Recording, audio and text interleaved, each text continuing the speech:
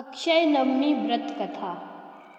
नारद जी कहते हैं, एक समय मैंने शौनक से प्रसंगवश कहा, हे ब्राह्मण, अब मैं सब पापों को नष्ट करने वाला अक्षय नवमी नामक व्रत बतलाता हूँ। जो यह व्रत अब तक तीनों लोकों में गुप्त रहा है। हे तपोधन, उस व्रत का सारा विधान आज मैं तुम्हें बताऊंगा। कार्तिक शुक्ल पक्ष की नवमी तिथि। व्यासादि बड़े बड़े मुनियों ने इसे अक्षय नवमी कहा है। उसमें जो करना चाहिए वह विधान विष्णु भगवान को भी प्रिय है, उसे आप सुने। अक्षय नवमी को व्रत करने वाले को चाहिए कि वह उस रोज ब्रह्म मुहूर्त में उठकर आत्म कल्याण का चिंतन करे, फिर नित्य नैमित्तिक कर्म कर अपने इष्ट देवता की पूजा करे।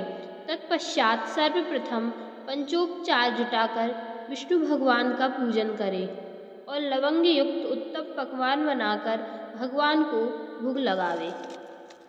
उस पकवान में जीरा, नागरमोथा, काली मिर्च, अनार भी पड़ा रहना चाहिए। इसके बाद एक सफ़ेद कुम्हड़े में सोना भरकर संकल्प करें और श्री कृष्ण प्रियताम ऐसा कहकर उसे किसी ब्राह्मण को दे देने के बाद यथाशक्ति और भी सामग्रियां देकर ब्राह्मण को प्रसन्न करें। यदि और सामग्री ना दे सके तो विनीत भाव से प्रणाम करके ही उनको राजी करें। सूर्य ग्रहण के अवसर पर कुरुक्षेत्र में तुलादान करने से जो फल प्राप्त होता है, वही फल अक्षय नवमी को कूष्मांड दान करने से प्राप्त होता है। कोई मनुष्य बड़े से बड़े पातकों तथा उपपातकों से युक्त क्यों ना हो, परंतु वह यदि कूष्मांड दान किए रहता है तो पवित्र हो जाता है और वह कभी यमलोक को नहीं देखता। हे द्विज, कूष्मांड दान करने वाले प्राणी सब भोग भोगते हुए अपने इच्छानुसार सभी लोकों में घूमते हैं। इस पर शौनक ने पूछा, हे मुनीश्वर, आप मुझे यह बतलाइए कि इस पृथ्वी मंडल में किसने यह कूष्मांड दान किया था, क्योंकि यह जानने की मेरी प्रबल इच्छा है। नारद जी बोले, यमुना तटवर्ती पर्वत की तराई में एक बड़ा भारी गांव है। उसमें उच्च कुल के राम शर्मा नामक एक ब्राह्मण रहते थे। उस ब्राह्मण ने अपनी सच्चरित्रता और परिश्रम से बहुत सा धन एकत्रित किया। जैसे उसने धन कमाया था, वह उसी तरह पुण्य कार्य भी करता और दीन दुखियों को दान किया करता था। ऐसा करते करते वह बूढ़ा हो गया। उसके कृष्ण और धनंजय नाम के 2 पुत्र भी हो चुके थे। अब बुढ़ापे में उसने गृहस्थी का सब भार पुत्रों पर डाल दिया और तपस्या करने के लिए वन को चला गया। अंत में तपस्या करते करते उसका शरीर बिल्कुल जीर्ण शीर्ण हो गया और भगवान कृष्णचंद्र जी को अपने मन में बसाकर वह भगवान विष्णु के उस लोक को चला गया जहाँ जाकर प्राणी को पछताना नहीं पड़ता। कुछ समय बाद किसी बड़े बूढ़े का दबाव न रहने के कारण उसके दोनों लड़के युवा हुए तो वेश्यागामी और शराबी हो गए। यदि कोई हितैषी वृद्ध उन्हें समझाता भी था तो वे उसकी बात नहीं सुनते थे और सैकड़ों हजारों रुपए देकर विषय करते थे। इस तरह क्षणिक सुख के लिए उन्होंने घर का सारा धन नष्ट कर दिया। वे दोनों अपने को पहलवान समझते थे, इस कारण पहलवान ही उनको भाते थे और वेश्याओं का सौंदर्य उनको बहुत प्रिय था। जैसे कि ऊसर भूमि में बोया हुआ बीज नहीं उगता, ठीक उसी तरह उन्होंने अपना सारा धन कुपात्र लोगों में व्यय कर दिया। द्रव्य न रहने से वे दोनों चोरी करने लगे। एक रोज रात को चोरी करते वे दोनों पुलिस द्वारा पकड़ लिए जाने और राजा के पास पहुँचाए गए। राजा ने उन दोनों को अपने राज्य से निर्वासित कर दिया। अब वे दोनों अधर्मी ब्राह्मण वन में जाकर रहने लगे। जंगल में और कोई साधन ना देखकर वे मांसाहार से समय काटने लगे। अंत में किसी दिन एक सिंह ने दोनों को मार डाला। वे मरकर यमपुरी में पहुँचे। यम के दूत उन्हें पकड़कर यमराज के सम्मुख ले गए और उनसे कहा, हे स्वामिन, बताइए इनको क्या दंड दिया जाए। सेवक की बात सुनकर यमराज ने मनुष्यों के शुभाशुभ कर्म की निर्देशिका वही खाता देखकर लाल लाल आंखें करके यमराज सोचने लगे, इनको किस नरक में डालूं। उन त्रिशूलधारी दूतों को चित्रगुप्त ने आज्ञा दी कि इनमें से एक को स्वर्ग लोक में ले जाओ, जहाँ की शाश्वत सुख विद्यमान है, और दूसरे को लेकर उस भयानक नरक में डाल दो, जहाँ की विविध प्रकार की यातनाएं दी जाती हैं।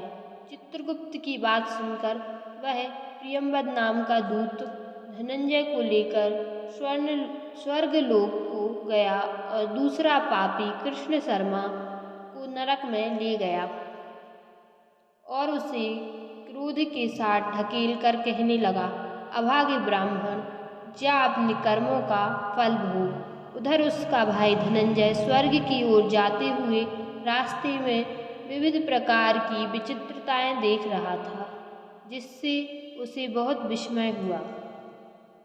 हे महामुनि, उर्वशी आदि प्रसिद्ध अप्सराएं और पारिजात पुष्प की बनी माला उस पर फेंक फेंक कर अपना प्रेम जताने लगी। धनंजय ने स्वर्ग मार्ग में इस प्रकार के समारोह देखकर बड़े आश्चर्य और बड़ी करुणा के साथ उस यमदूत से पूछा। धनंजय ने कहा, हम दोनों एक ही माता के गर्भ से उत्पन्न हुए सहोदर भाई हैं। हमने जन्म भर पाप ही पाप किए, पुण्य कर्म की तो कभी बात भी नहीं की। अंत में एक ही दिन और एक ही समय मरकर यमपुरी में आए। फिर यह क्यों हुआ कि हम दोनों में से एक में स्वर्ग और दूसरा नरक की यातनाएं भोगने के लिए भेजा गया, यह मुझे बड़ा भारी संशय लगता है। इस पर यमदूत ने कहा, हे धनंजय, बहन, माता, भाई, चाचा आदि केवल जन्म के साथी हैं, कर्म के नहीं, क्योंकि कर्मों का फल अलग ही अलग भोगना पड़ता है। जिस तरह की सूर्य के कन्या राशि पर जाने पर अपने आप कुत्तों और कुत्तियों का समागम हो जाया करता है, उसी प्रकार पुत्र और माता पिता आदि का समागम हो जाता है। इसलिए तुम किसी बात की चिंता ना कर स्वर्ग की ओर बढ़े चलो। तुम बड़े पुण्यात्मा हो, तभी तो पुण्यात्माओं के लोक को जा रहे हो। तुम्हें नमस्कार है। धनंजय ने पूछा, हे दूत, आखिर तुम मुझे किस पवित्र कार्य करने के फल स्वरूप स्वर्गधाम में लिए जा रहे हो? क्योंकि मेरे समान पापी तो पृथ्वी पर और कोई होगा ही नहीं। धनंजय की बात सुनकर यमदूत कहने लगा, अपने अध्यापक के साथ एक दिन तुम उनके कपड़े, कुशा और समिधाएं लेकर यमुना के तट पर गए थे। अपने आचार्य की आज्ञा से तुमने कार्तिक मास में 3 बार स्नान और आवश्यक नियमों का पालन किया था। उसी से यह महाफल प्राप्त हुआ है। एक बार स्नान करने से जन्म मरण की झंझट से छूट गए और दूसरी बार के स्नान से इस अक्षय स्वर्ग को प्राप्त हुए हो। उधर तुम्हारा भाई यम यातना सहेगा। इस तरह यमदूत की बात सुनी तो एकाएक उसे अपने भाई के गौरव का स्मरण आ गया और वह बड़े विनीत भाव से कहने लगा, हे देवदूत, केवल 7 शब्दों में बातचीत कर लेने पर भी मित्रता हो जाती है। इस नाते मैं तुम्हें अपना मित्र समझकर पूछता हूँ कि उस भयानक नरक से हमारा भाई किस तरह छूट सकता है। मैं तुमसे वह उपाय जानना चाहता हूँ कि जिससे मैं अपने भाई के साथ साथ स्वर्गलोक को जाऊँ, क्योंकि भ्राता के समान बांधव और भाई के समान मित्र कोई नहीं होता। भ्राता के समान रक्षक भी और कोई नहीं होता। यह साधारण भ्राता की बात है। फिर जो एक माता की कोख से उत्पन्न हुआ है, उसके विषय में क्या कहना। मैं उसके बिना स्वर्ग भी नहीं जाना चाहता। वहाँ उसके बिना मुझे कुछ आनंद ही नहीं आएगा। जिस तरह मेरा भाई मिल सके वह उपाय बताओ। इस तरह उसकी बातें सुनकर देवदूत कहने लगा, हे धनंजय, तुमने कार्तिक शुक्ल नवमी को वस्त्र रत्न युक्त कूष्मांड दान दिया है। वह पुण्य स्वर्ग वालों को भी दुर्लभ है। सो वह अलभ्य पुण्य तुम यदि अपने भाई को दे दो तो वह नरक की यातना से छुटकारा पा जाए। देवदूत की बात सुनकर धनंजय ने बड़े आदर के साथ अपने पूर्व जन्म का वह महापुण्य अपने भ्राता कृष्ण शर्मा को दे दिया। उस पुण्य के प्रभाव से कृष्ण शर्मा भी तुरंत नरक से निकलकर अपने भाई के साथ विष्णु लोक में जाकर रहने लगा। अनेक प्रकार के भोग उपभोगों से युक्त होकर यमदूतों से छुटकारा पाकर आज भी ब्राह्मणों में श्रेष्ठ दोनों भाई पुण्यशील और सुशील नाम से स्वर्गलोक में विराजमान हैं। पंडितों के साथ कार्तिक शुक्ल पक्ष नवमी को कृष्ण पक्ष का स्मरण कर कृष्ण भगवान की आराधना में तत्पर होकर दोनों भाई कृष्ण के भक्त हो गए। कार्तिक शुक्ल पक्ष की नवमी के दिन जो हिरण्य तथा वस्त्र के सहित कूष्मांड दान देता है, वह अपने कुल के करोड़ों पुरुषों को तार देता है। हे ब्राह्मणों में श्रेष्ठ सौनक, कार्तिक नवमी व्रत के और कूष्मांड दान के महात्म को जो दूतों ने ब्राह्मणों से कहा है, वही मैंने भी तुम्हें सुनाया है। कार्तिक मास में आंवले को प्रणाम करने से अश्वमेघ से भी अधिक फल होता है।